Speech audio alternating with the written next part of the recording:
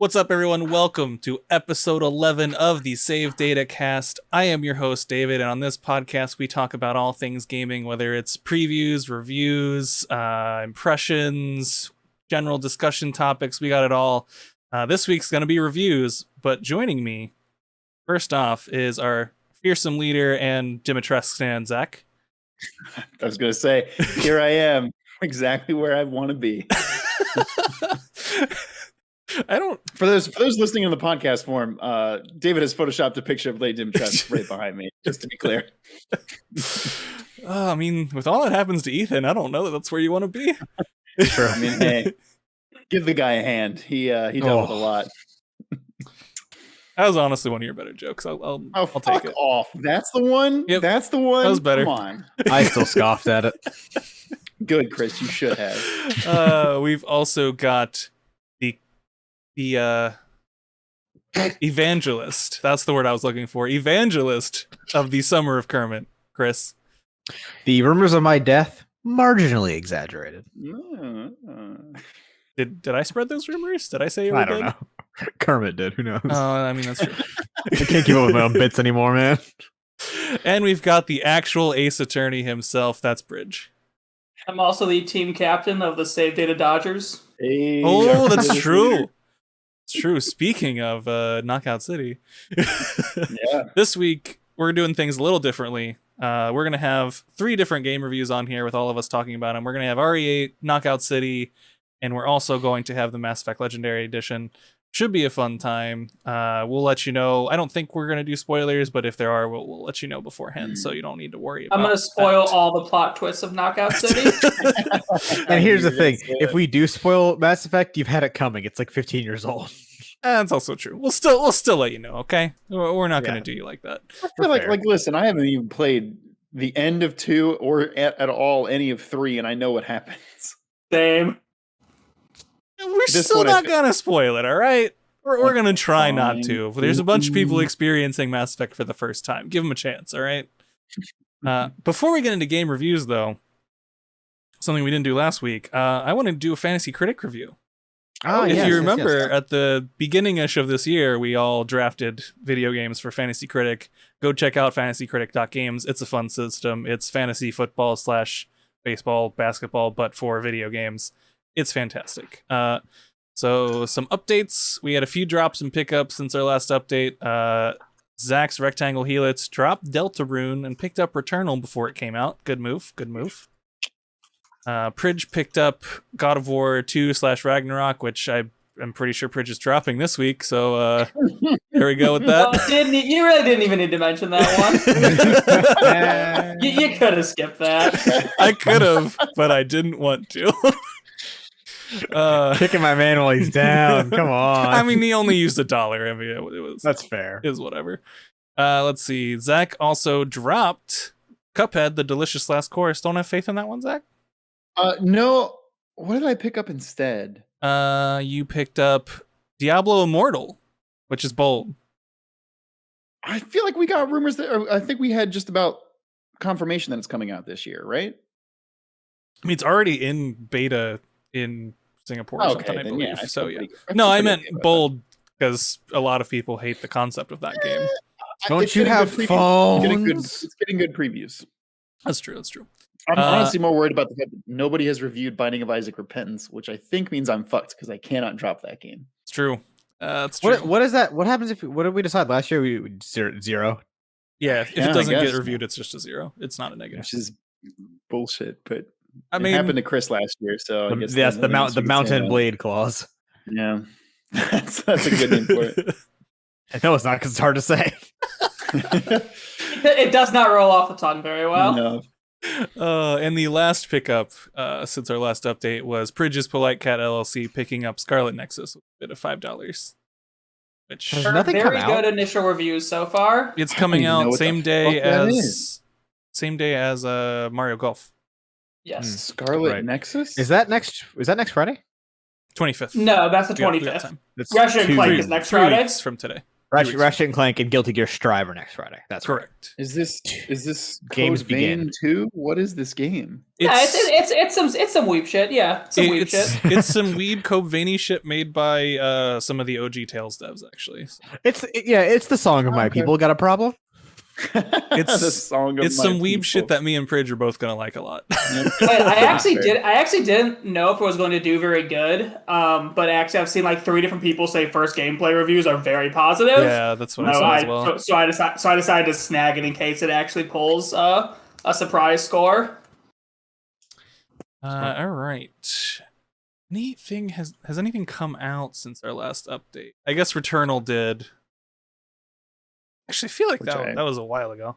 Yeah, I think we talked about that. Yeah, I think we did actually talk about it We already. did skip Fantasy Critic last week. We did. So I don't know if that changed stuff anything. that I think came out since we updated, maybe RE Village. If anything, the score got updated. It's at an 84, so it's 14 points. I think that's the only big one. That's the only big one. Just general standings right now with 2 releases. Pridge has 26 points. With no releases, only a counter pick right now. I have -10, so that worked out. Chris is Big Games with 3 releases, sitting at 30 points. Elise has 5 games already released and sitting at a 34. And then Zach has 2 games released, sitting at a 30. So other than me, looking pretty close so far. Wait, how many do I have released? 3. Oh, okay. It Takes 2, Bravely Default, and Turnip Boy. Right. Turnip Boy, which has a better score than I agree with. Oh, really? You played it and didn't like it? Vic and I played it in about 3.5 hours. It's okay. It's a 50 in my opinion. It's yeah, fine. I think Chris talked about that one of the weeks. It's certainly a game. Yeah. That makes sense. But that's Fantasy Critic. Let's dive in. What we've been playing is what we're reviewing today. So Heck yeah.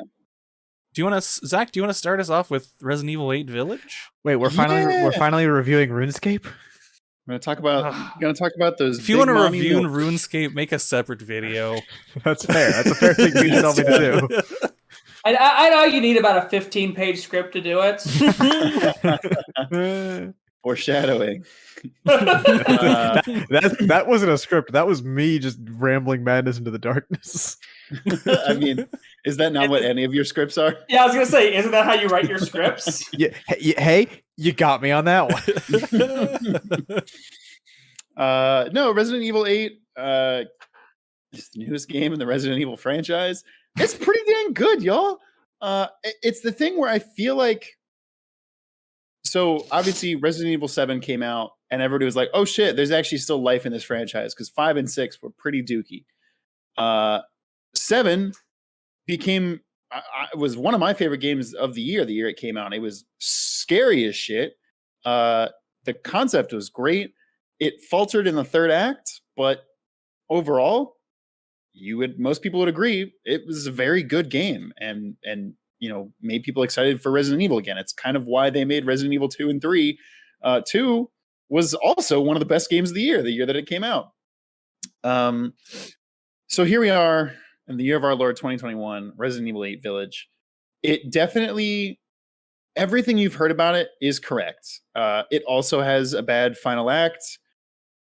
It definitely leans more into like the Resident Evil 4, where it kind of gets a little bit more actiony than survival horror-y.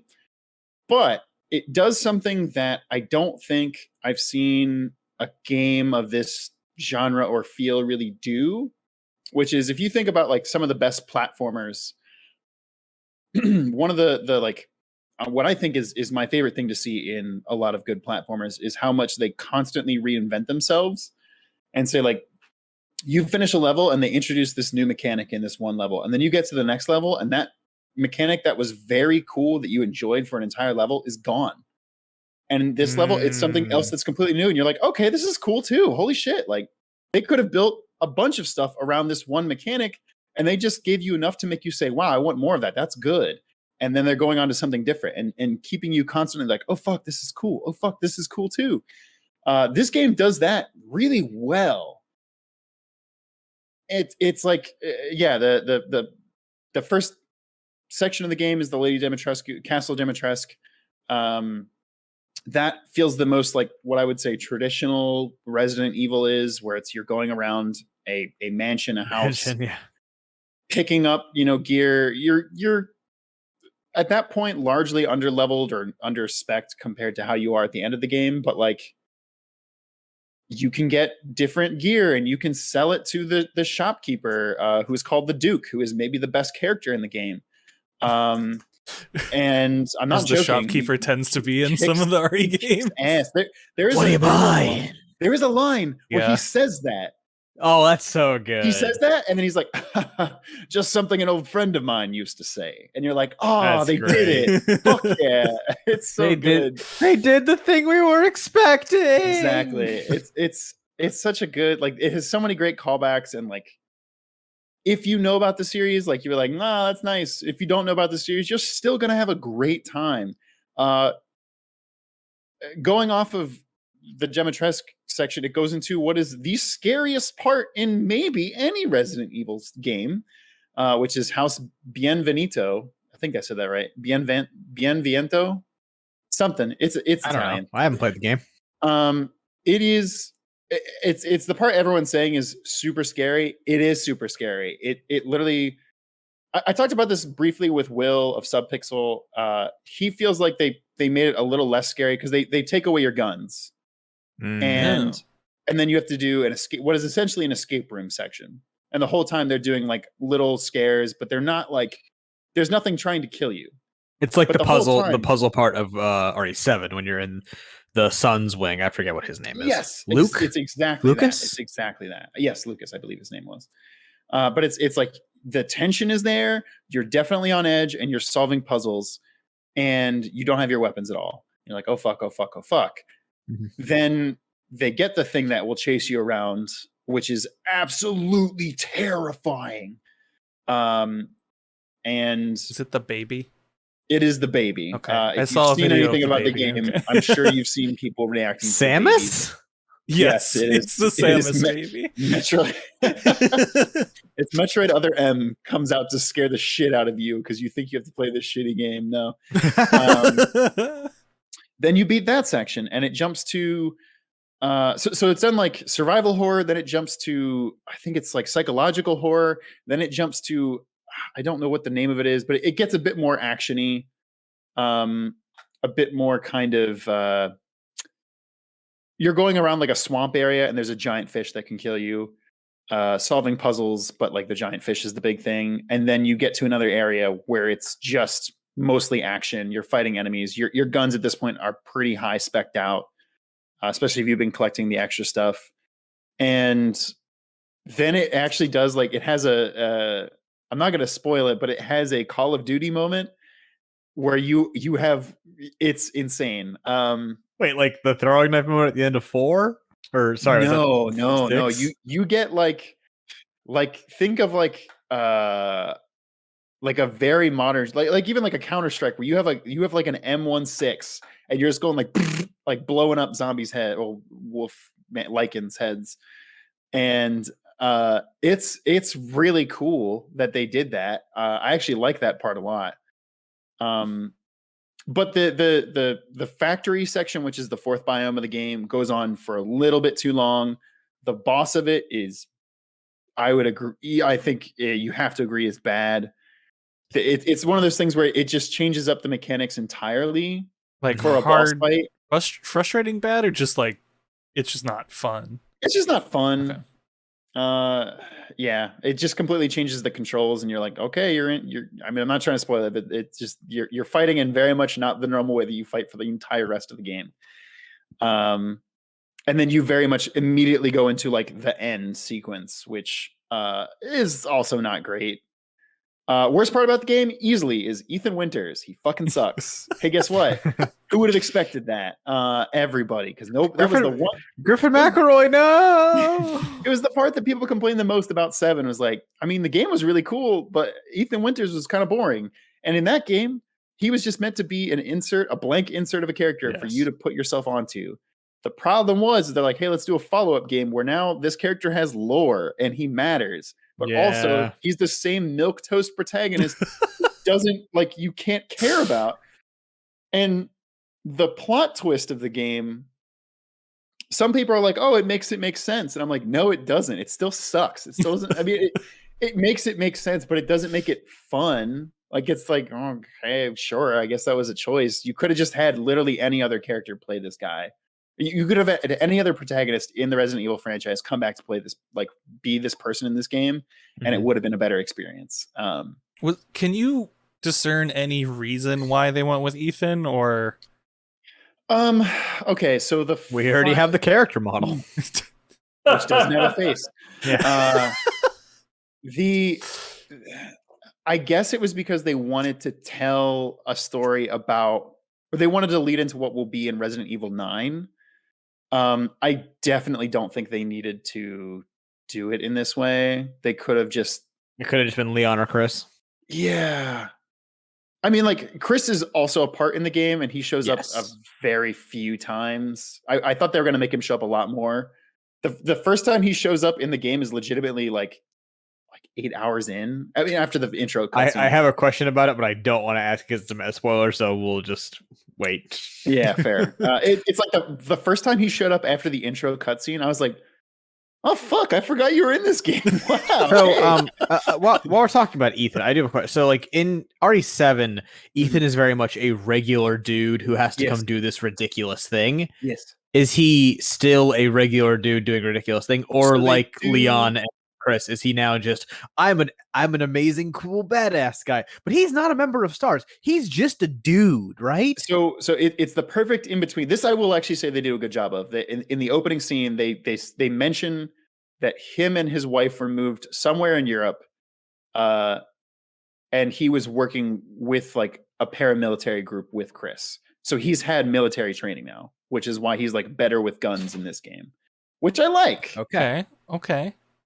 He still sucks as a protagonist though. Like I will say there is one moment where in the game you beat a boss that has like kind of hounded you for a while, and Ethan goes, "Get fucked." Good like as the boss is dying, and it's like, yeah. Like that was the best moment. The best line he has, because all the other one-liners he has after a boss dies sucks so bad. They're so bad.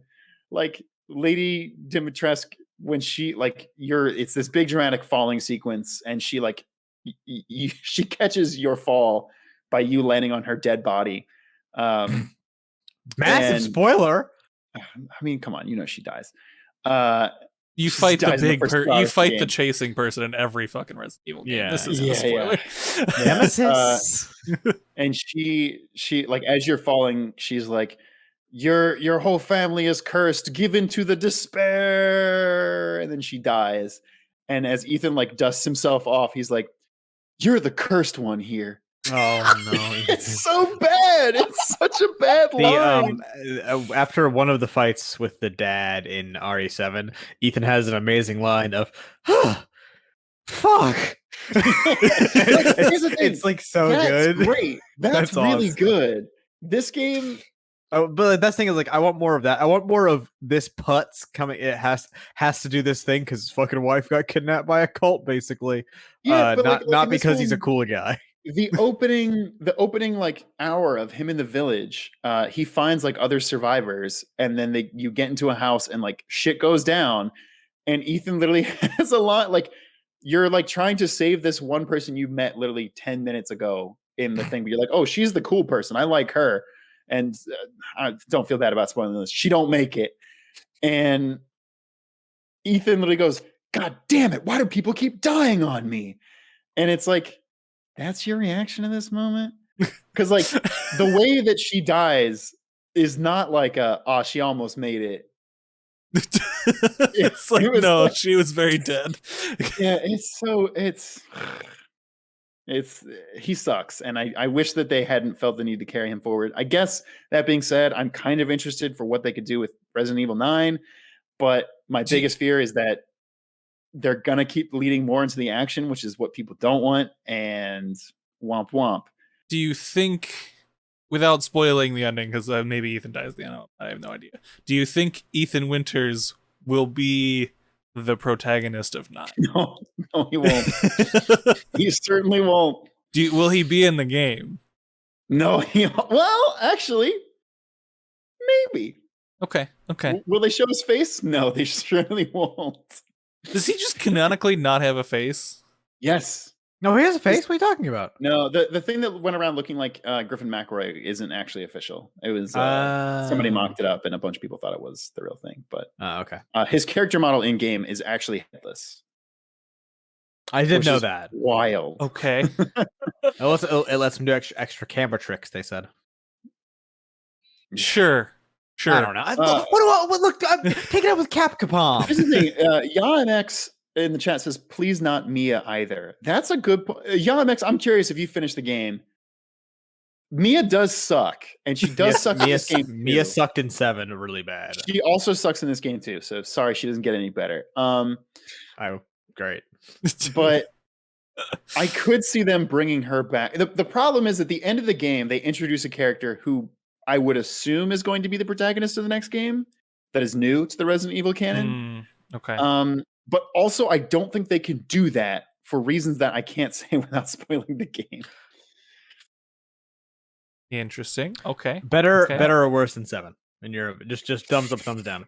Okay, I'll say that this game is it's different strokes for different folks. The last one is 100% hardcore survival horror, and it will spook you, and it'll make you say, "Oh fuck." This game will make you say, "Oh fuck," like maybe half of the game, but the other half you're going to be saying, "Oh fuck," but for different reasons, and those reasons are, I just shot the fuck out of that zombie, and it felt great. And then there'll be a few moments towards the end you'll be like, "Ah fuck," because it doesn't stick the landing, but. So we've got oh fuck, and then fuck. So those are the 3 different ones. On the whole, this game is at all times it has an average like more higher enjoyment through line than 7, but I would say 7 is the better game ultimately. If I have never played Resident Evil, should I play 7 or 8 first? I would say 7, 100%. I'm not going to, but 7 is really good. I won't be doing that, but. What was the other question I had? Crap. Oh, how's the shotgun? Feels great. Good. A game's metric can be judged by how good its shotgun feels. I will say, they're like very quickly in the game, they are super generous with the ammo. So it definitely is like there got to be a point where I realized, oh, I really don't have to just stick to my shitty pistol as much. Because I have plenty of shotgun ammo and it kills things way faster. So they're already deviating away from RE7's like pretty stringent ammo. 100%. Like by the time you're out of the castle, I'm gonna hate this game. No, it does a really good job, and I think it is worth checking out for sure. YaMX says Resident Evil 8 feels like a Tomb Raider God of War crossover. I feel where you're coming from on that one. I can agree with you. Yeah, I agree with that. Interesting. Okay. Is Sonic in it? You have to play and find out. All right, fair enough. But doesn't have Sonic. Spoilers. It's not even a Sega game. I know.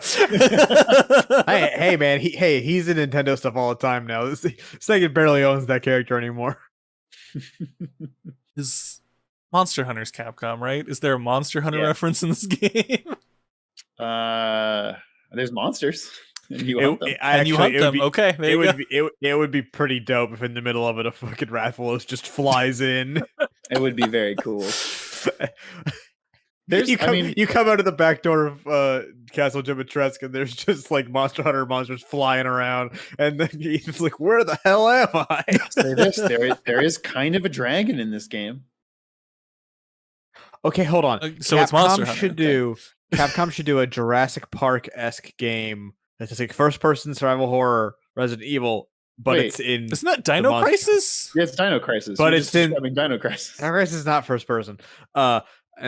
But it's set in the Monster Hunter universe, like way in the future. So it's just Jurassic Park. But you can't sue us because it's the Monster Hunter universe. And Dino Crisis is a Capcom series.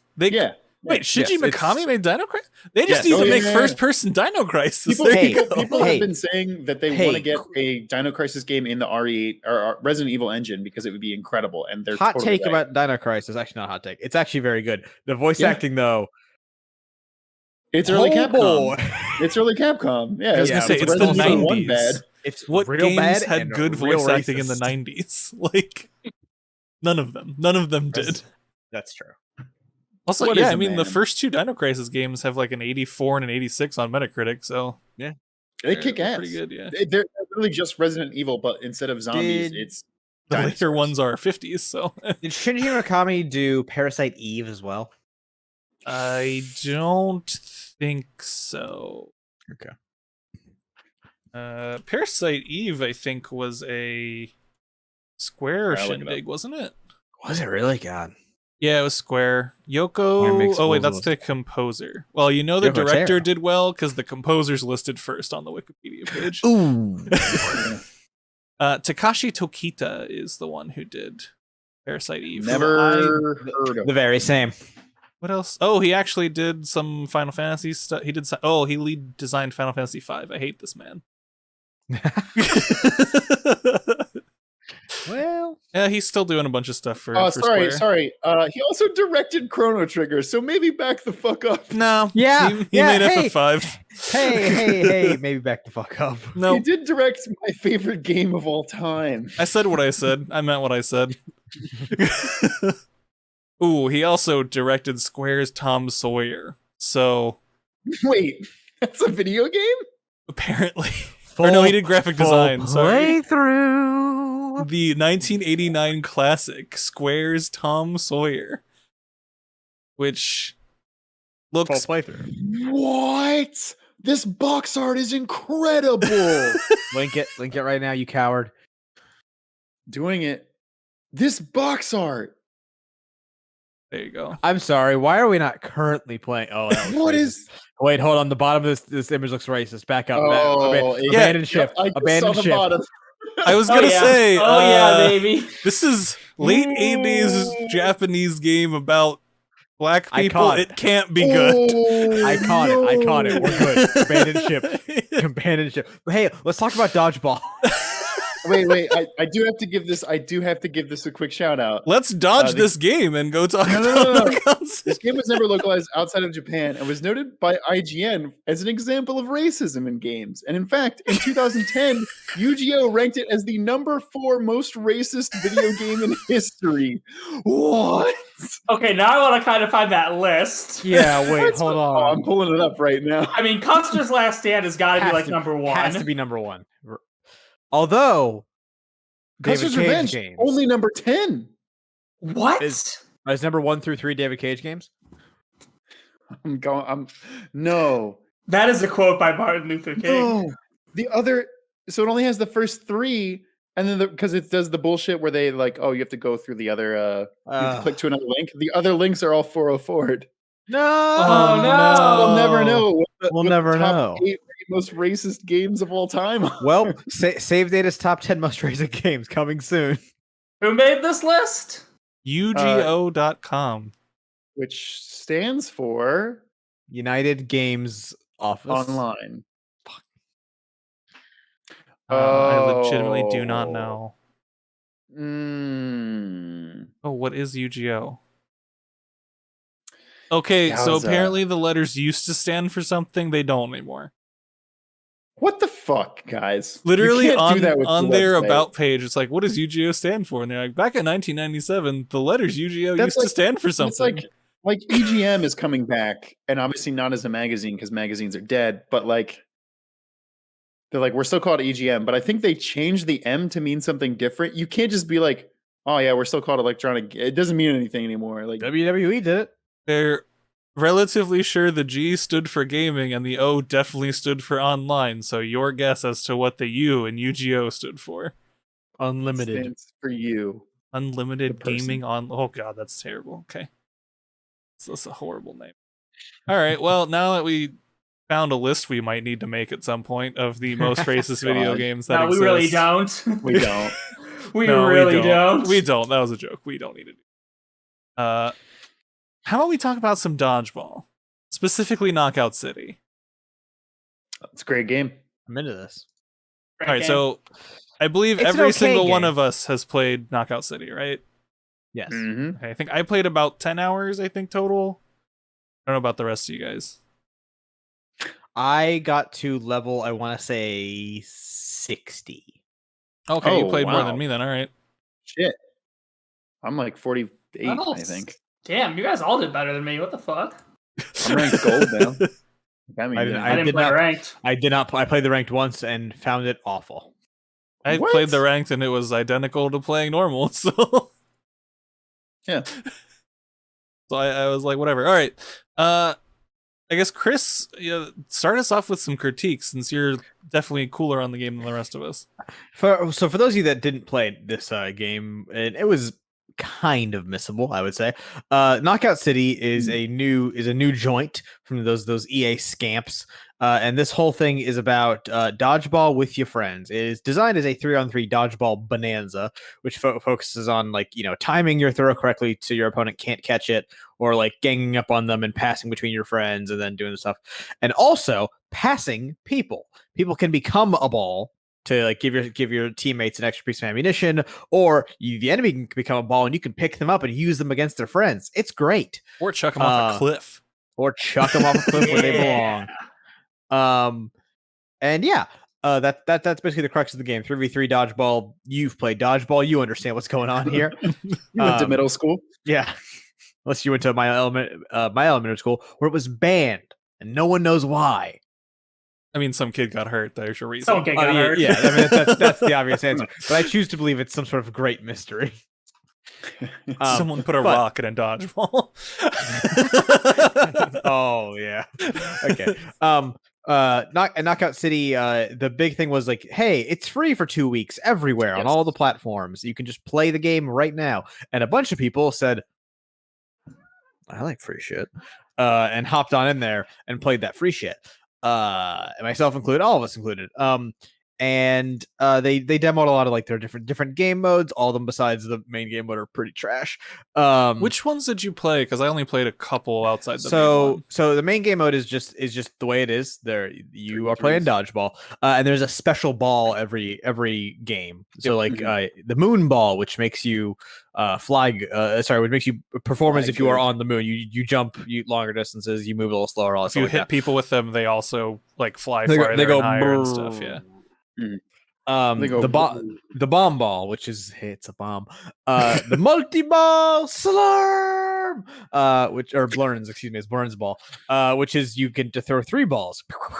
The multi-ball, yes. Yes. I thought you said monkey ball, and I was like, no, it's Super Monkey Ball. The sniper ball, which is a football, but you hold it back for longer and you go beep, beep, beep, beep, beep, and then you throw it super fast like a sniper rifle. Yep. And is that all of them? There's only 4? There's also the cage ball. The cage ball. The cage ball, which if you hit someone with it, instead of doing normal damage, it locks them into ball form, and then you can yeet them off the side of a cliff or at their friends. And that's it. And then there's the other game modes they had was a 4v4 game type where there were no balls. Okay. Only your teammates could become the ball. One. That one's real rough. That was fun. What are you talking about? Oh, I hated that one. I think it's fun for a few rounds. There were 1v1s and 2v2s, which are just the same thing but smaller. And then there was another one that I can't. Oh, there's one where like a bunch of extra balls spawn like constantly. Oh, I didn't play that one. Okay.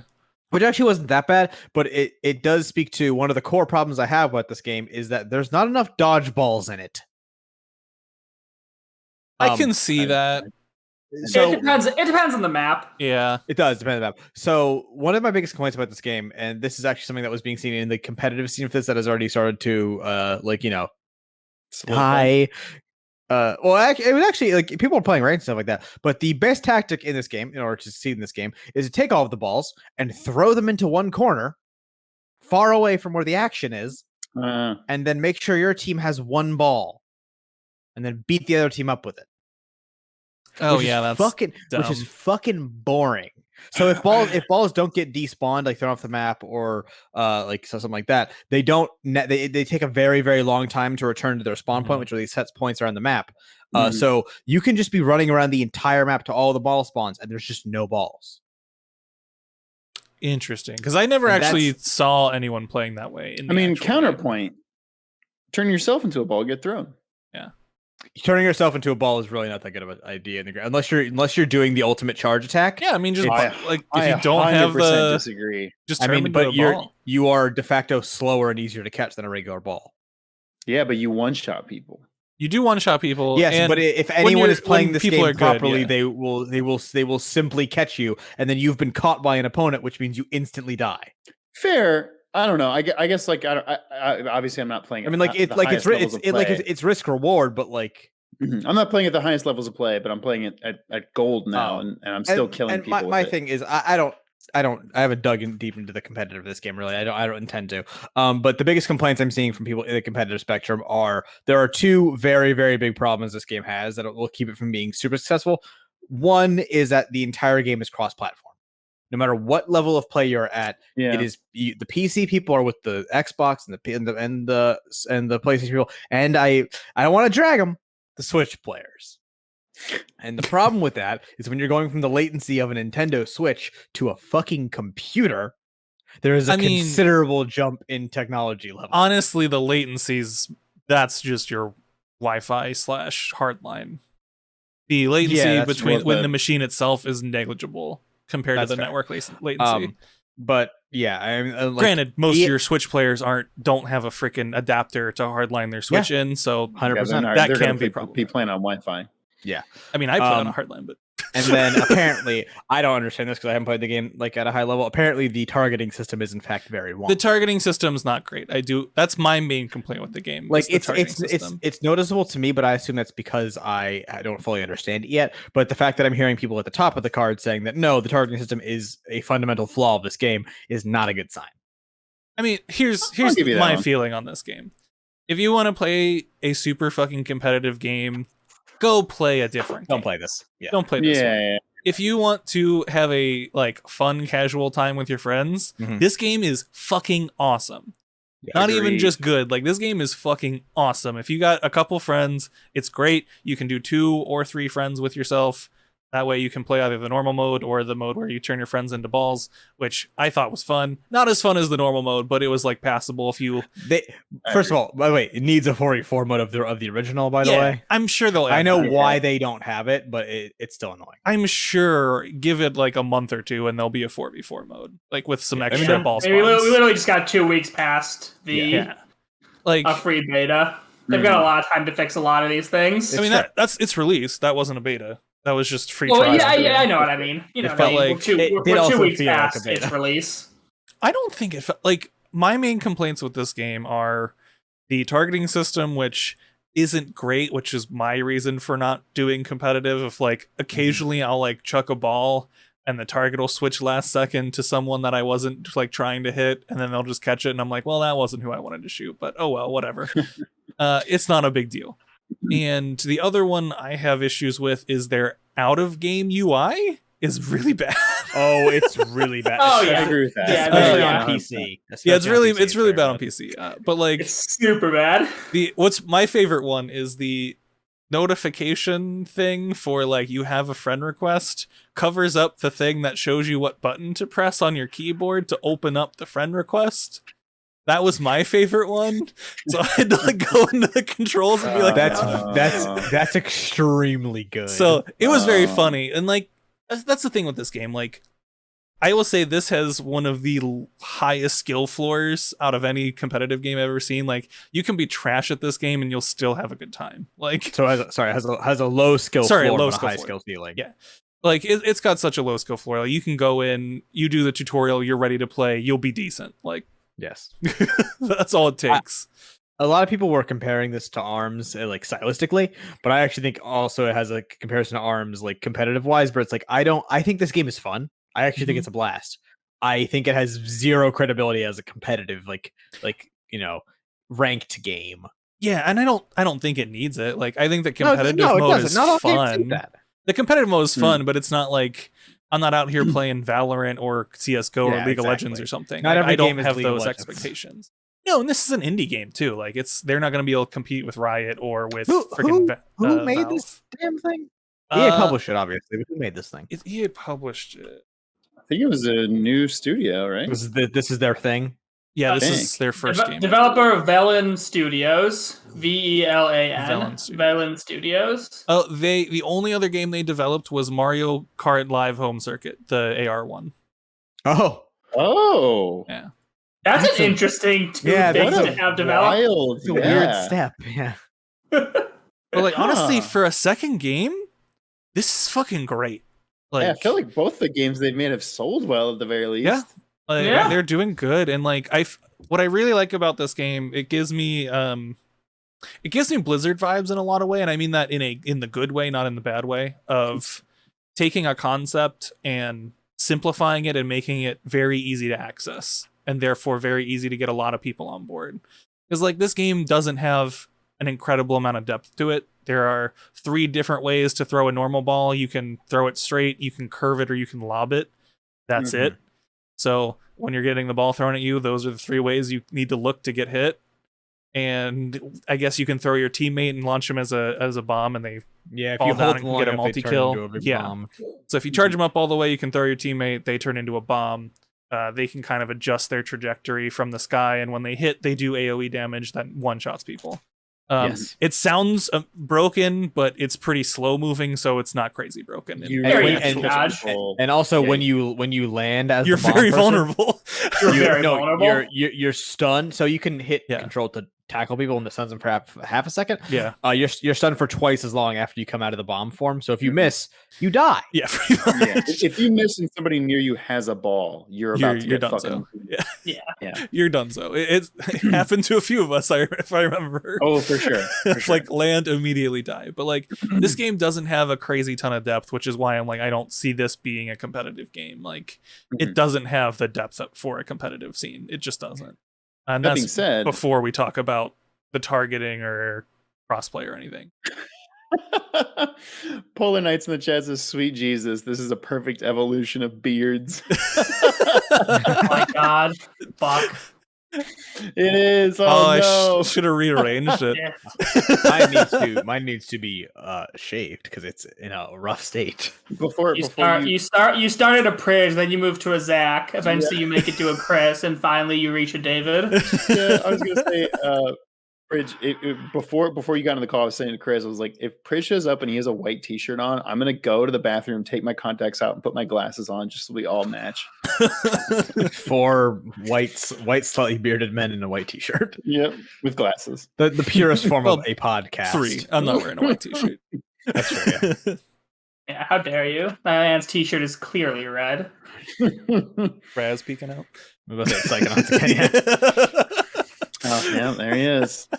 Don't call him the world's #1 Psychonauts 2 fan for nothing, folks. Don't call him late for dinner. Polar Knight's finally an OCD friendly podcast. Final thoughts on Knockout City? Anyone? I really like it. If like I again, really, really like it. if you want a competitive, like a super competitive game, don't get this. Like this is not the thing you want. If you want something that is chill, cheap, it's like $20. Mm-hmm. Just go for it. Like it's super fun with friends. You can convince people to do a trial. I think it's free up to level 20 or 25 or something like that too. 25, I Oh, believe. they Yeah. still have that. That's amazing. Yeah, I think Holy shit. it's free up to that level compared to And just then, the 10-day get whatever. you want. Ian Gibson claimed it's on Game Pass. It is It on is Game on Game Pass Pass. too. So if they have Game Pass, although granted, if you're trying to get like a super casual friend to play this, they probably don't have Game Pass. So like, Yeah. it's 20. It's free to level 25. If you want to convince some friends to just like, hey, try this game with me, I guarantee you they will have a good time. They might not have I'll shell $20 and buy it good time, but you will at least get an evening of fun out of this with a couple of Oh, for friends sure. easily. 100%. So yeah. I would say I mean- absolutely try this game, see if it's good, and then if it's cheap, $20. If you like it, buy it. If you have Game Pass, keep playing it. I mean, I was gonna say, well, David, you have to edit this episode, but if anybody else wants to play some, Knockout City after we stop recording this, I'm totally. I didn't buy it. I don't have Games Pass. I didn't buy it yet, but I will probably when I get back. From Wow, the trip. Chris doesn't have a job right now. Isn't willing to spend $20 on a video game. Gee, Chris has a job. Zach, Starts on the Zach, I will 21st. Job. Zach, I will play some with you after Okay, this. sounds good. Sounds good. I might probably play a gonna couple go- rounds, and then I'm probably gonna and go then play Reddit. our title of our third title this evening, Mass Effect. Oh, It's true. okay, It's okay. true. I guess we'll just go into it then. Yeah, great transition. Good transition. Way to go. So I don't know if anyone else has. I know me and Chris have been playing a lot. Well, I've been playing a lot of Mass Effect. I don't know how much. We're nearly Chris. done with 1. Oh, I am a lot further than you. Yeah, but I've played all the Mass Effects. Me too. I'm familiar. I am probably more than halfway through Mass Effect 3. Oh my! I'm playing a lot of Mass Effect. Yeah, this man plays video games like to somebody be fair, who doesn't have a job. One isn't that long. 2 is mid-length, and 3 is a little longer than mid-length. Chunkier, yeah. I guess first, what are your, having played the original one and now playing Legendary Edition Remaster, what are your thoughts on how much they've changed? So, the game comparatively to Mass Effect 1 looks great. Yep. Is Agreed. the first thing. They did not fix a lot of texture popping, which I was shocked by. I did not have issues with that almost at all. Apparently, it's like only a PS4 and Xbox One issue. Oh, you're playing on console. Okay. We're playing out, but my point to that is, I don't. Why is it an issue on those consoles at all? It's fucking 2021. What are you talking about? No, it's weird, but it makes sense that I didn't see it because I'm playing on PC. Yes. A lot of the quality of life stuff helps. Yeah, if you played that game in the past 10 years, the combat of the original, not great. I'm getting there. So they did that upscaling tech to the faces to make them look less like horrible human faces stretched over polygons, which for a lot of them looks a lot better, except Keith David. Yeah, Keith David looks like he's wearing a Keith David skin suit, and it's terrifying. David Anderson, I love that so much. Is it not Keith David? It's Keith Captain David's Anderson? voice, but not his face. Oh, is it not his face? It's not his face. Oh, I thought that's what Keith David looked like. No, it was a weird choice that they didn't use Keith David's face, but they didn't. TIL. Mr. Anderson. Anyway, and then there is the Mass Effect 1 combat. Zach now. And I brought up recently, like not recently, but a while back, we talked about Mass Effect. I've said before, Mass Effect 2, I think it's a singular experience because I don't think 1 or 3 is necessarily worth playing. I don't agree with you at all, but yeah. I have revised my opinion on that. However, Mass Effect 1's combat is terrible. Oh yeah, it's not good. It's inexcusably bad, and it cannot make up for how good the rest of the game is because it is terrible. Yeah, the combat is 100% rough in Mass Effect 1. On the very first level of this game, a sniper rifle shot to the skull of an enemy does not deal half of its HP. What? That seems about right. First level of a game. Chris, sniper rifle's pretty bad. Have you never been shot with a sniper rifle from the head before? It's an inconvenience at most. It's an inconvenience, but I mean, you might be out for an afternoon. There is there is definite bias towards the assault rifle in most of the Mass Effect games. But the assault rifle controls like crap in this game. It's a burst, and as soon as you shoot it, you go. Oh yeah, I guess your arms turn into jelly until you upgrade it, of course, which is like fine, but like I don't want to have a terrible experience for half. Pistol's of the really game. good in the first one. Pistol's great. I only use a pistol because it's amazing. Shotguns can go 8 feet, and then they turn into pepper. Yeah. I mean, that's video game balancing. That's just that's not that big of a deal in the grand scheme of things. Yeah. But overall, I think the combat is really bad, and it's a shame that like while the RPG elements I think are actually probably better in this one than a lot of the Mass Effect games, the Paragon system isn't quite as bad as it always is. You actually get rewarded for like trying to be the charismatic one or something, as opposed to really most solutions in Mass Effect are have a conversation and then I gotta kill this guy, or have 2 conversations and I gotta kill this guy, which is also the Yakuza way of solving problems. It's the Mass Effect series definitely has like Yakuza video games or real life Yakuzas. Depends who you ask. No, yeah, fair enough. I think the whole series has like the issue of you only get the like good Renegade and Paragon options after choosing Renegade and Paragon enough times. Yes. And then like that. it opens up more like role playing stuff. But like you have to like I'm doing Renegade for the first time. I'd never done Renegade because a lot of the time it sucks, and it does. But like I'm finally doing that tract, and the Renegade options, once you unlock the like do Renegade the dumb options enough of I'm just gonna shoot this person, then they finally are like, this is the actual good Renegade option. This is like what I want Renegade to be, but you have to do so many bad Renegade things to get there. Like it kind of sucks. And then as you transfer between games, so if you play the first game and then you transfer your character to the second game, then transfer your character from second to the third game, you retain some of that reputation. So it's easier to do those role-playing things the more you've played the previous game. Well, that's nice to know. Yeah. So that part's nice. And the transfer is super easy in the Legendary Edition. It was easy before. It's even easier now. It's all in the same thing. Got it better. Can you imagine if it wasn't?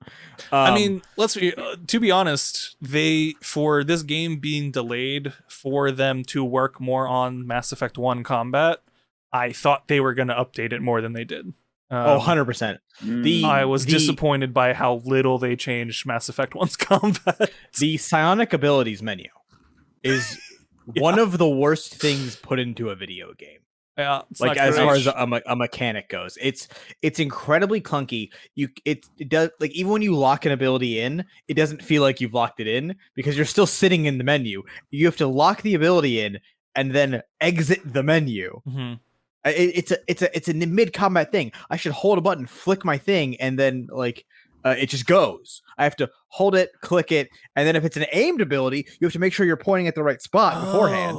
See, that's like a console PC difference too, because like for PC, you just move your abilities to a hotkey, and you want like when you have it moused over, you just hit 1, and bam, that ability goes off. You hold the bumper down. You navigate on. Sorry, you don't hold the bumper. You click the bumper, which brings up the menu, pauses everything entirely. You navigate down. You click a button to lock in the ability you want to use. You click the bumper again and go. Oh yeah, that's a bad experience. Yes. And also enemy AI. It was laughably bad in Mass Effect 1.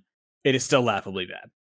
And it's pretty bad. The Geth that have shields are the stupidest enemies in a video game. They will exit cover to put out their shield. It's a big hexagonal shield. You will shoot the shield down. They will stand there as if the shield is still up. 100% of the time. They do that for sure. They fixed that a little bit in Mass Effect 2. The collectors get shields and they don't run out of cover to put the shields down, which is good. So they do fix that. But yeah, I'm shocked how little they brought. They didn't bring any of the changes from 2 and 3 back to 1, or even from 3 back to 2. I was shocked. That seems kind of wild, yeah. And I understand it would have been a huge effort to basically take 2's combat and shove it into 1. But I don't care. It's kind of where I'm at. Yeah, I still wish they had done it. You should have done it anyway. Well, here's the thing. If they want this game, this set of 3 games to be the definitive, this is what Mass Effect is. Don't talk about Andromeda before we make the next Mass Effect game. Like, for people like Victoria who have not played Mass Effect, if they're going to go into this series, the first one that you play is going to be number 1. Yeah. It had better be a good game. That's the wild part to me, that they didn't bring the combat over. Because, like, the combat in 3 is so much better than the previous 2, especially if depending on which class you choose. I think it's the Vanguard one that gets biotic charge. Best ability in the whole fucking series. You basically just teleport to someone. They took out the whip though. Those cowards. Oh, I don't remember the whip. Really quick, it was good. Night of Gaming in the chat mentioned something which is one of my personal sins of video games. The enemies spamming voice lines every 5 seconds in Mass Effect 1. Is that a thing? I don't remember that happening. The Krogan enemies are particularly annoying. Yeah, they'll say stuff. The Geth don't talk. So. And that's your primary enemy, so there's not a lot of the enemies talking. Well, that helps at least. Also, as someone that has played all the Mass Effect games except Andromeda, because come on, and has a pretty good understanding of how the lore works, they had no idea what the hell they were doing in 1 with the world and the lore. They were literally just throwing spaghetti at the walls. There's a part where this is an early game when you go to rescue Liara and you get ambushed by a bunch of Geth and they're being led by a Krogan for some reason, and it's like He's just there. He's a hired goon that the Robos hired. What? Well, I mean, they covered that in the game. So spoilers. It's literally in the first level, so this isn't a huge spoiler. Saren's the bad guy, and he recruits a bunch of. And this is an actual spoiler, so please, if you don't want to be spoiled on Mass Effect 1, turn your headset off for 15 seconds. Saren hires a bunch of Krogan, telling them he's going to cure the genophage, and then uses them as mercenaries. I totally forgot that 100%. Then that's on me, and and on my many children. My many children. What? Here's the thing. I don't remember that, and I just played the first level not too long ago. Well, I mean that part isn't in the first level. That's covered later, but it's when you're. It's the part where you talk to Rex for a while. That big decision thing. It's that level. Oh, I remember that. Have I not gotten to that? I remember that part. I don't think we've gotten to it on our playthrough. Okay, it's towards the end, so that makes some sense. But yeah, like there be a lot of Krogan. do we go to the Krogan planet in 1? Tuchanka? No, is that what it's called? You don't go there. Thank God, I hate that planet. So you go there in 2 and 3, but in 2 and 3, yeah. It's great in 3. It's terrible in 2. Yeah, that's true. It has a really good moment in 3. That's such a good moment. Had to be him. One of the best moments in games, personally, for me. That moment's so good. Had to be him. I guess, seeing as how I have played the other 2 games pretty much in this pack. Yeah, so how do 2 and 3 hold up? Is 2 better than 2 already is? Because I own the Origin version of 2. I played it as recently as 3 years ago. It's good. It's great. It holds up great. It's 2. It's better in some ways and worse in a couple. It's better and worse in one way at the same time. So it includes all the DLC, which I had never played for any of the games. So I played the one. The DLC is really good. The one with the space car is good. So there's a bunch of DLC, especially Mass Effect 3. There's a bunch of DLC that I'd never played before that I'm playing, which is cool. There's a bunch of cool ones. Crossover event. And Mass Effect 1 had extra DLC in there that was very cool to experience for the first time. 2 had some DLC that was great. It also had DLC that was the worst paid content I've ever seen in a video game. Wow, bold statement. Which is this? I believe it's the Operation Firewalker missions. I think that's what they're called.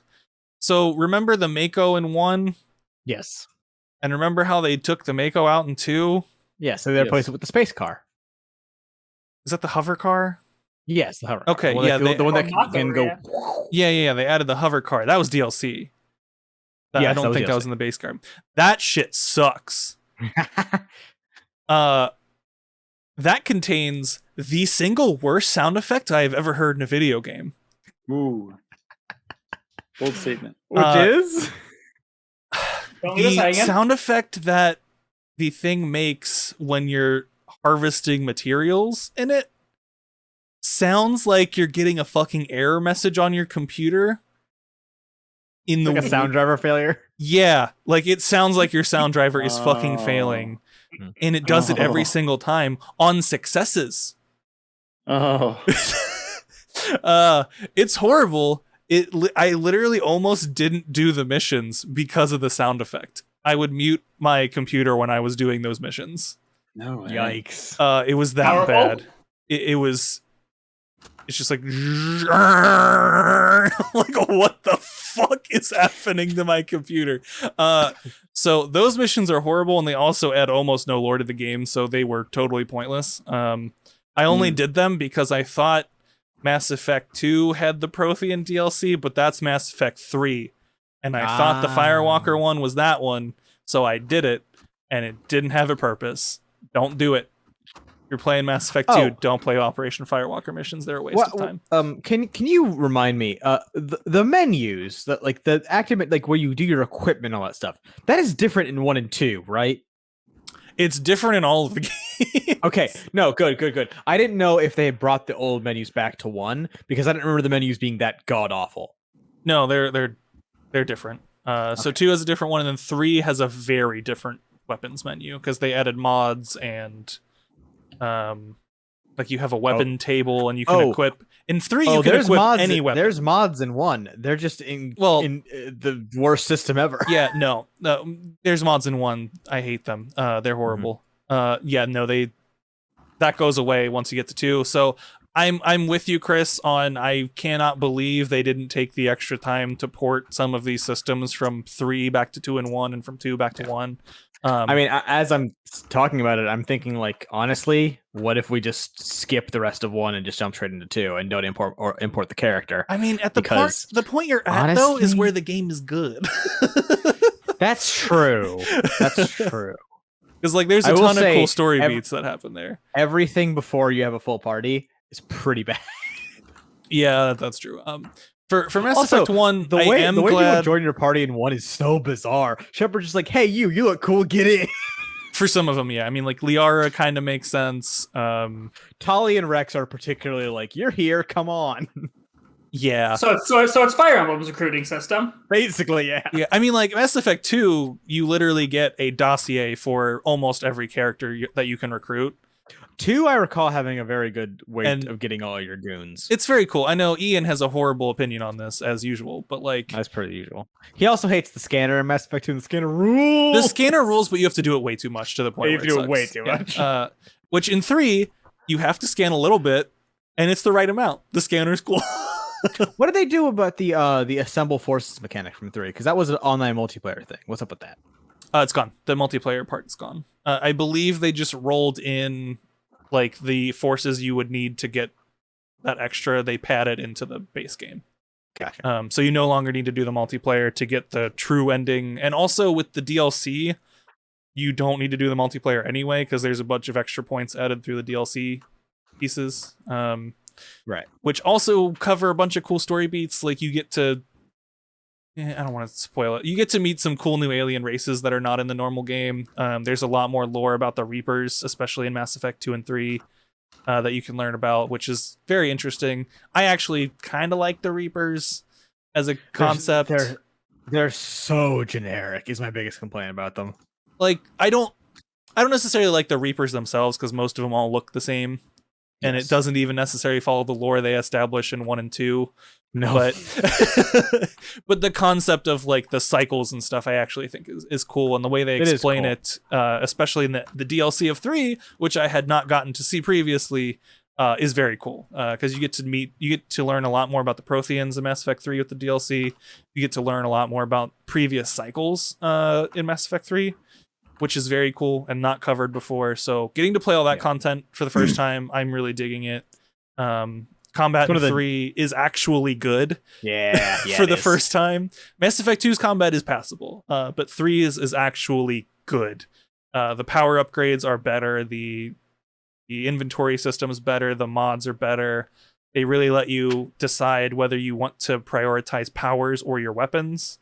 Because basically you can have all forward weapon types in Mass Effect 3 and you can carry all of them at the same time, but they all have weights, and the more weight you carry, the higher your power cooldowns are. So you can prioritize having a shitload of weapons and ammo and stuff if that's your shtick and you really don't care much about the powers, or you can carry fewer weapons and your power cooldowns get reduced by up to like 100%, or I guess it's 50%, but like, so it's a cool system that I'm surprised other games haven't used, honestly, of give and take. Like, so for Mass Effect 3, like I usually just rock 2 guns. Like I rocked an SMG and a pistol for most of it. And only now I'm starting to add more guns as I've unlocked mods that reduce weapon weights and stuff. Because I like having the powers. I'm playing, or not an SMG, sorry, shotgun. Because I'm playing Vanguard, you get to biotic charge people and shotgun them in the face, and all of the powers have really synergistic upgrades. Like Mass Effect 3's combat is fucking great. It has fantastic moments. Is the ending good? No. So this is the patched ending, right? Because yes. Remember, when, to be fair, I only played the patch ending. I never played it before. I've never played the patch ending. So the patched ending is better. It's not fixed by any means. It's not. You're not gonna feel like.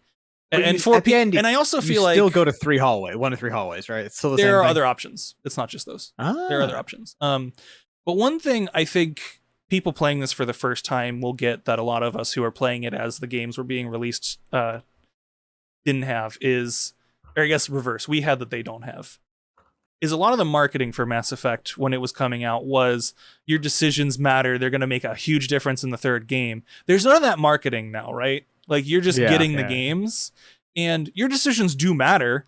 They don't matter for the overall ending, but they do change. Straight up characters can die in the first game that are leaders of whole clans in the third game. And they can just be fucking dead if you kill them in the first game. So like there are lots of differences that can ripple out. Just none of them make the huge difference that people thought they would. Like people somehow, and part of why I didn't mind the ending to Mass Effect 3 so much is like people had unrealistic expectations. They were expecting like 20 different endings to Mass Effect 3. And but it's BioWare's fault. It's BioWare's fault for that. It's their fault for how they marketed the games. I 100% agree. But I think people playing now don't have that expectation. Mm-hmm. And playing 1 into 2 into 3 will simply be happy by like, oh, this character that I saved in 1 because I like really spent time building up that relationship and having enough Paragon or Renegade points to convince them to not die, essentially. In 1, keep coming back, and they're really important in 3. And then if you replay the whole thing again and that person dies, seeing how big a difference that makes in the long run too. And again, not difference in it's going to change the ending of the game, but difference in how the narrative builds and even you might even make different choices based on if a character is alive or not. Specifically for one of the Krogan characters in 1. If that character is not alive in 3, you might feel entirely different about making a choice in 3. Right, because that person has a totally different temperament from who replaces them if they're dead. So a lot of that stuff really does matter, and I think they did a great job. I just think the marketing pushed the branching narrative too much. So I do think if you're playing it for the first time, people will be happily surprised by how much their choices in the first 2 games matter in the third game. And like Didn't the director say something stupid like you're not gonna get the end of our game and pick red, blue, or yellow or something like that, and then you get to the end. Yeah, and you pick red, blue, and green, I think. But yeah. Oh man. The BioWare pulled a Sean Murray light for the whole Mass Effect series of overpromising and underdelivering. Yes. A Knight of Genmer asks, do you know about the dark energy stuff? The ending was going to completely different at one point, but was scrapped and redone. Yeah, they changed a lot of things in Mass Effect 3.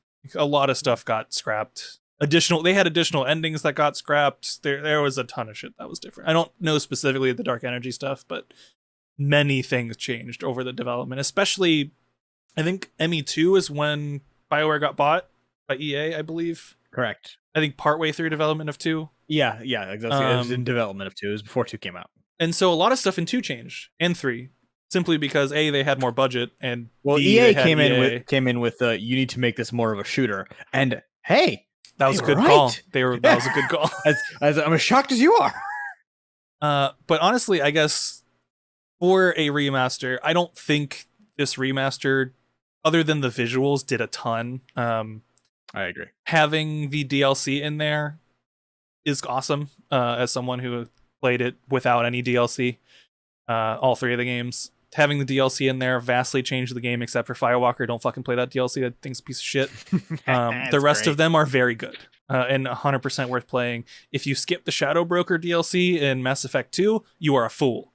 Yeah, that's a great DLC. That stuff is amazing. It also sets up Mass Effect 3. It makes Liara a significantly better character.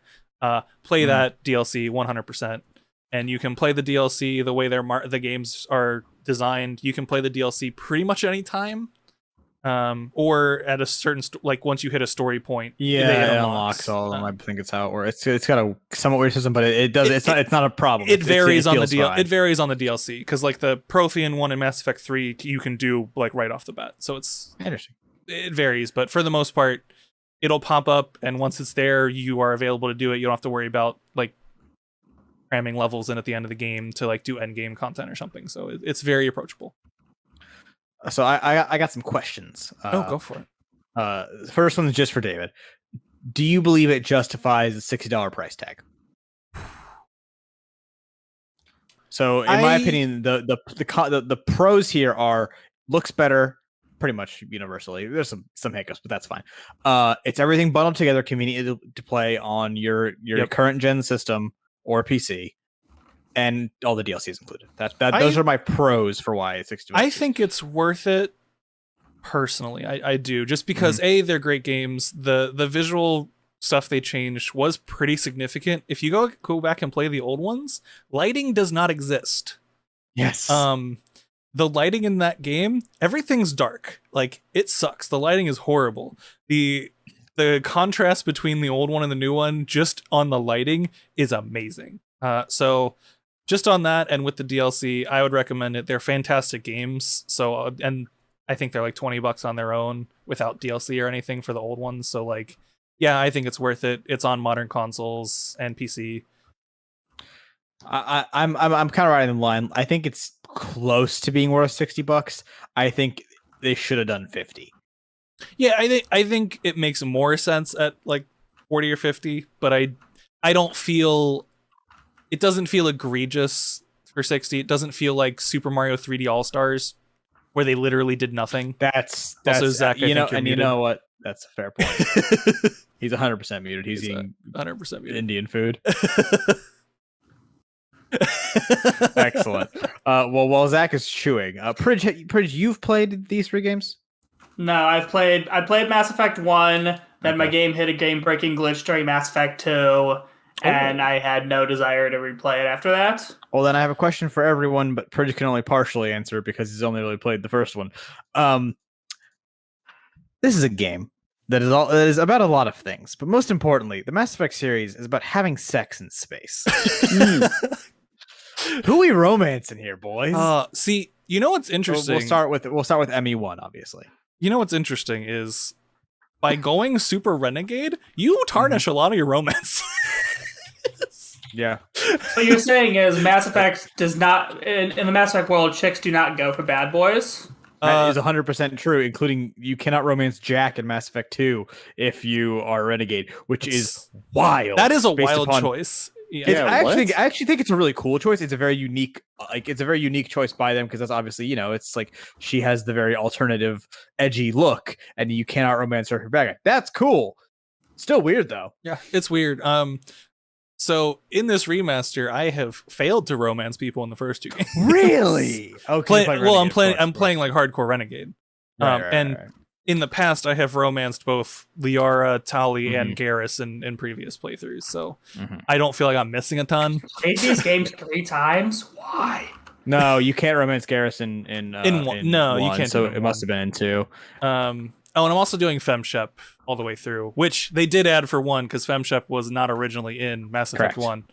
So that was one thing they did add. Oh, well, it was when I played it. Yeah, they added that later, I believe. Okay, well, by the time I got to it, because I was FemShep when I played 1. I also named my character McSexy Shepherd, so don't listen too much to what I have to say about anything.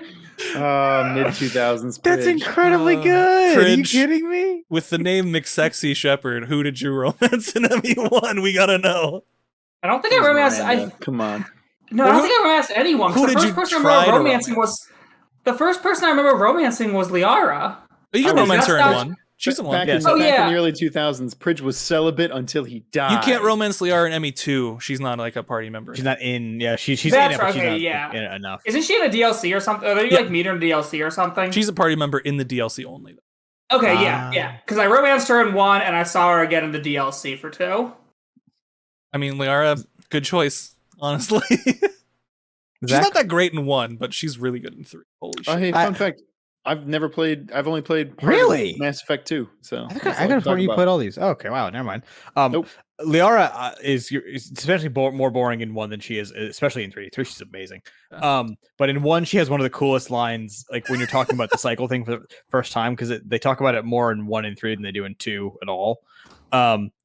Liara says a thing about, because like Shepard's like, oh, the Protheans, I don't know anything about the Protheans, and Liara's like, well, we whatever, what's her race called, the Asari? Yeah. It's like, we thought we were the only species in the galaxy. You thought you were the only species in the galaxy. I assure you the Protheans thought the same, and the people before them, and the people before them. And it's like, oh, that's a fucking you got me there, Chief.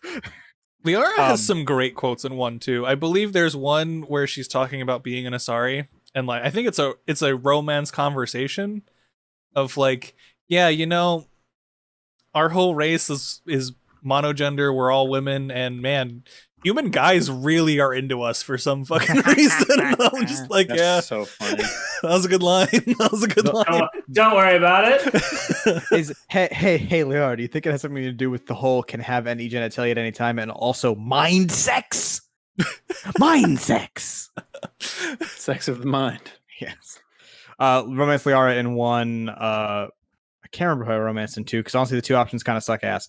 And then Romance Liara in 3. I think I pseudo romanced Jacob this time in 2. I didn't finish the. Yo, Jacob's an underrated character. Yeah, Jacob's great. I like Jacob. And his dad is a fucking... His dad's a fuckwad, but you can do some fucking horrible things to his dad if you're renegading on that planet. That planet is fucked up. That planet's fucked up. That planet, I've said before, it feels the most like a KOTOR mission, which is why I think it's so good. I haven't played KOTOR. That's my gaming. Really? Secret. Yeah. Oh wow! Never played a KOTOR game. You would, hey David, you would fucking love KOTOR. I'm not. I actually think I downloaded it, and I just haven't gotten around to playing it. You got to get those Steam patches. Yeah, I know. The what? Do you know the plot twist for KOTOR? No, please don't say it. Oh fuck yeah! Then hell yeah! Yeah. But so yeah, I think I mostly did Jacob this game. I just didn't actually fuck him at the end. And also Knight of Genmir in chat, celibacy until Tali every time. You know what? On my Paragon thing, I don't disagree with you. Do not disagree with you at all. The bit where you're at a party and Tali is drinking and everyone's like, Tali, isn't that incredibly dangerous? And she's like, no, I have a special drinking apparatus that goes into my suit. She was like, Tali, that's a straw. Special drinking apparatus. It's so good. It's so fucking Tali's good. so fucking good. Tali's it's the great. only reason to play Mailship. I believe you can. I think you can do gay stuff with her in 3. Pretty sure. I don't. I like how you worded that. Yeah, you worded that incredibly weirdly. I don't recall. The words just left. The words just left my brain. Very similar to that scamp we all love, Ronald Reagan. I do not recall.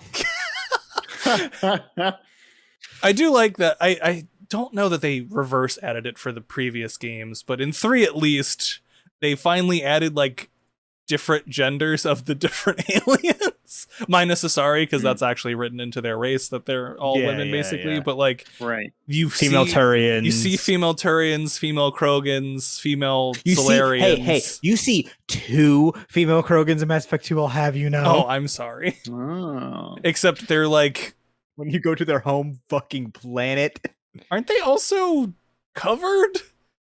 Yes. So you can't actually see them. Yeah, they wear the full suits because they're worried about like, you know, the genophage and any like getting sick or anything like that. Getting sick and dying, yeah. And then Quarians. Quarians have both genders early. They're like the only non-humans that have both genders early. Is Quarian Thane's race? No, Quarian's Talia's race. Oh right. Oh yeah, that's right. What's Thane's species called? Drell. And those you only see 2 males the whole 3 games. Yes. Yeah. Do you even see other? Just Drell those 2. Yeah. And then there's the Hanar, who are jellyfish and do not have external genitalia, so whatever. What about those crab dudes? They got the 4 legs. They go boo boo. The keepers? They go. Sorry, what? Yeah, well, can you reenact what those creatures do? They walk around like this. They like scuttle, and I don't think they actually have legs at all. They have like these like quadrupedal things they sit in. The green guys on the Citadel? Yeah, those dudes. Yeah, the keepers. Those are legs. They're not mechanical? They're pseudo mechanical without spoiling more stuff. it's like the thing with like how does Garrus put his pants on? Because like they have like phalanges that are like these sharp hooks in the back, but they're covered with pants. So like how they get close on some of the alien races is a mystery to this day. Mind-boggling. It's a spray on. Oh god. Did you have any other questions, Chris? No, it was just the question about fucking and the question about money. Oh, and I guess in The 3, two most I'm important probably. questions of everything. I was gonna try and bang someone else. I'm gonna do Tali again. I'm pretty sure. I just can't resist Tali, man. Tali is an awesome character, actually. She's fan-fucking-tastic. I really like Liara, but I think Tali is the most enjoyable companion. Oh, except Garrus. Garrus rules. Garrus is fucking awesome. Garrus does fucking rule. He's so cool. I agree. Garrus, like when I played 2, I was playing FemShep and I was like, I think I'm gonna end up romancing this weird alien man. I love their romance conversations too. Thayne's romance is actually very cool. It's surprisingly well written.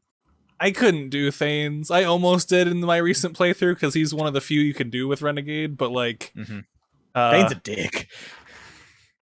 I mean, yeah. He's a bad dad. Yes, he's a very bad dad. Bad dad. He's a profound. Hey, in Mass Effect 2, someone was like, "Let's just give it to the dads out there. Let's just really put them in place." Yeah, this one's for the dads. Dads in Mass Effect 2 this fucking one's against suck. the dads. The targeted missile at the dads. There are 3 distinctly different dads that are all horrible in vastly different ways. and one profoundly bad mom. Yeah. Fuck parents, am I right? Fuck parents. True statement. I'm going to visit my mom tomorrow. I think that's it though. So I guess Chris, you said $40 and you'd go for this one? I 50. Oh, that's right. I mean, I already paid the $60, but if given the opportunity to take my money back and only pay 50, I'd do it. Yeah, I guess you won't feel bad at 60, but you'll feel better at 40 or 50. Yeah. Oh. Honestly, wait for it to go on sale because Mass Effect, whatever There's not a rush. The next one's going to be called, it ain't coming out anytime soon. There's not a rush, so yeah, you don't need to buy this right away for sure. All right, cool. Any other games you guys want to talk about before we cut out, or are we good? I feel like I have played something else, but I just can't think of it. I guess not. I mean, I haven't played anything new. I don't like anything, whatever. But Nah. RuneScape's great. Oh, fuck off. RuneScape is a fucking garbage game. I keep wanting to start Returnal, and I just haven't pulled the trigger yet because I'm like, I'm sure it'll go on sale soon. I mean, that game did pretty well. I don't think it's going on sale anytime soon. Yeah, but you can wait literally at this point really 6 days and just play Ratchet and Clank. Oh, that's I'm true. not gonna play Ratchet and Clank. I don't think. Really? Did you not? Did you play the 2016 whatever the recent one was? I didn't finish it. I mean, I didn't finish it because something else came out. That was more recent. I wanted to play it, but I guess now, since we're talking about it, we'll close out the show with this. There's a bunch of games coming out in the next couple months. What's your next? Yeah, I pre-ordered Ratchet and Clank. It's one of those that will unfortunately only ship on release dates, but I'll have Ratchet and Clank by the 14th, by Monday the 14th, and that will be all I'll be playing after that point. So yours is Ratchet. Chris, is yours also Ratchet? I won't be able to play it. Oh fuck! I forgot. I'm so sorry. I still don't have a PS5. So mine is going to be. I am tentatively excited for this. I'm also quite worried about this. It's going to be next Friday's other hit release that isn't Ratchet and Clank. It's going to be Guilty Gear Strive, baby. And I'm going to get my ass kicked in because I have not played a Japan fighter in quite a while. Japan fighter. And I don't know if you guys don't know this, but Arxis games famously have complicated motions and are designed to make you cry. Wait, but there's a hot lady who fights in a suit primarily with kicks and has a spirit wolf ghost dog stand. So there's that. Okay. Am I crazy here? I'm looking up a list on IGN of game releases. Oh, this is only PlayStation. Okay, that makes sense. But still, it says Back for Blood is coming out on June 22nd. Oh, that's the old date. It got delayed. That's the old date. They didn't date that correctly. Is it coming out in October? September? Yeah. No, they messed up. October? Yeah. This list was posted 3 days ago, so they goofed. Come on, they pulled the wrong date. Mm-hmm. So Zach, if you're not doing Ratchet, what's your next game? I'd probably wait until Mario, I guess. Oh, golf? Golf, that is. Oh, golf. It's like, yeah, wait. baby, you guys ready for some golf? Speed goal! It's June 25th. I'm so excited for us to stream that. I don't care if I never touch that game after that. I'm so excited for the speed golf. We only a month away from speed golf. We have 21 days. We have to golf so fast. If they don't put Sonic in this one, what are we even doing? I don't think he is. They put Sonic in this game. Paid DLC for Sonic. Get him in there. No, get out of here. Because that's the thing they've done for any game except for the Olympics one. Yeah, he's Smash. He's in sports. That's not a Mario game, though. That's true. I mean, that's fair. Hey, Skyward Sword comes out next month. I'm not fucking playing that game. I want to because I never played it, but there's other stuff I'm interested in. It's the only. I'm not. They're gonna charge. They're charging the full 60 for it, right? Yep. Oh yeah, probably. Yeah. So fuck no. That's fair. I like Skyward Sword more than most people. Not fucking paying $60. I think out of any of us, you're the biggest defender of it, and it's definitely not. It's still not great. Price. There's way too much coming in June for me to want to play Skyward Sword. So my next game, yeah, I've got Ratchet and Clank, I've got Mario Golf, and I don't want to spend money on Scarlet Nexus right when it comes out because I'm still very worried I'm going to be getting fired soon. Oh. But I might end up buying Scarlet Nexus anyway. Yeah, I was gonna say my big ones are Final Fantasy VII Intermission. Comes out the 10th of the day before Ratchet, so I'm probably gonna play that and then play Ratchet. It's right, yeah. And then after I play Ratchet, I'm gonna probably get Scarlet Nexus. So June's gonna be busy.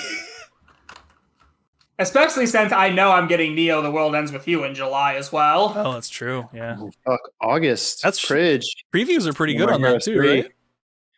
I have seen some good previews for Neo: The World Ends With You. I think these people got the beginning of the game and they said the combat's improved, but a lot of the same aesthetics all there. So I'm excited. Halucha, save data and unemployment 4K.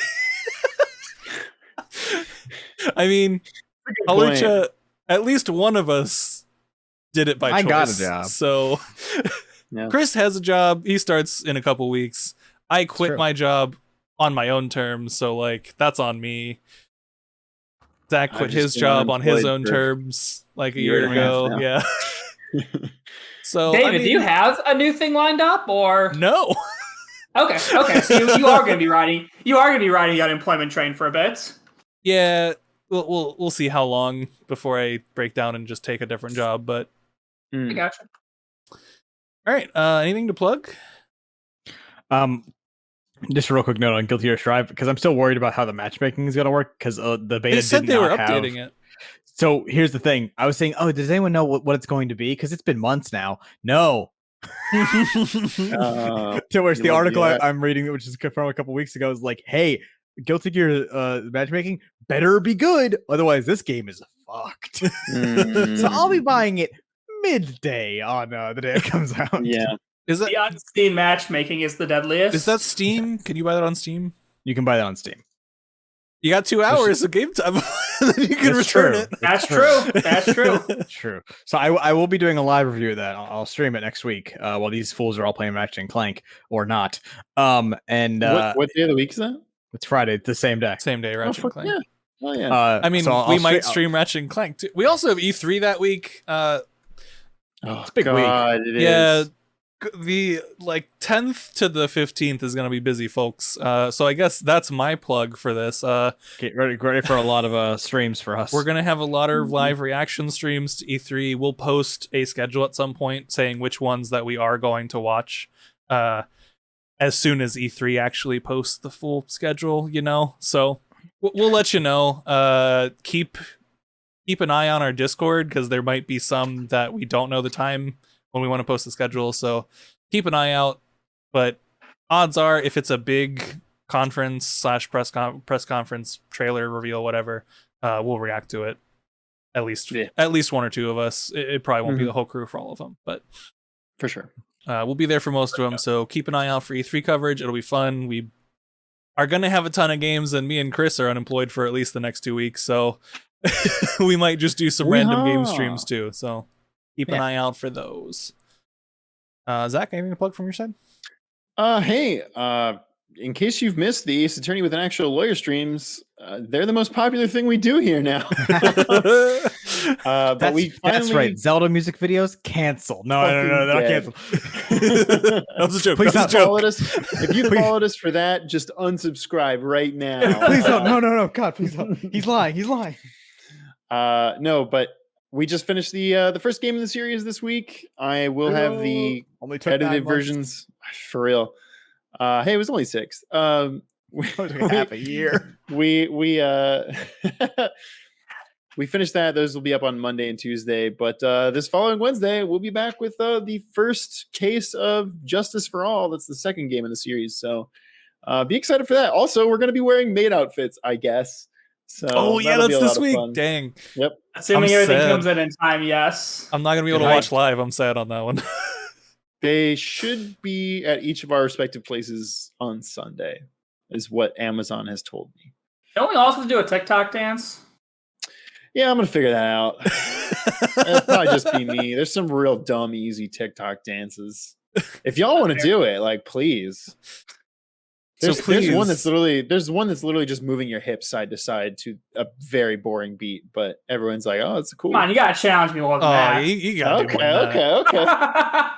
Wait, no, I didn't say that. I demand some full-on fucking pop idol shit out here. Is all I'm saying. We'll do the KDA dance. I feel like each of you should do a different dance, and it should be 3 TikToks. Hey, like Pridge needs to do a weeb dance, 100%. Like here's the thing, the leak spin or something. You got to do something like that, Pridge. We skipped the bar exam question this week, so we have to come up with something to put on the TikTok.